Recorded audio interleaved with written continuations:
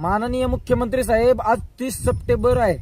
30 September 1993 साली किल्लारीला भूकंप झाला आणि त्या भूकंपाच्या वेळेस महाराष्ट्र राज्याचे मुख्यमंत्री होते शरदचंद्रजी पवार साहेब आणि विलासराव देशमुख पण त्यावेळेस त्या मंत्रिमंडळात होते. तर ते आमच्या भागात जेवढं नुकसान झालं ना त्यावेळेस इथं ठाण मांडून बसले होते. पूर्ण यंत्रणा त्यांनी कामाला लावली होती.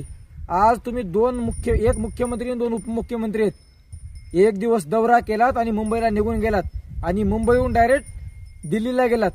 अहो, विलासराव देशमुखांनी पण कधी आतापर्यंत मुंबईचा आणि दिल्लीचा आदेश घेतला नाही. आधी शरदचंद्र पवार साहेबांनी सुद्धा त्यावेळेस कुणाचा आदेश घेतला नाही. डायरेक्ट शेतकऱ्यांच्या खात्यात मदत दिली. आज जे किल्लारीचा परिसर आहे पूर्ण शरद पवार चंद्र साहेबांनी 6 महिन्याच्या आत नवीन घर बांधून दिलीत. एवढी त्यांची नवीन उभारणी केली. तुम्ही काय केलात? एक दिवस दौरा केलात, एक दिवस दिल्लीचा दौरा केलात आणि आता घरात जाऊन बसलात. अहो मुख्यमंत्री साहेब, याला शेतकऱ्याचं काळीच लागतं मदत करायला.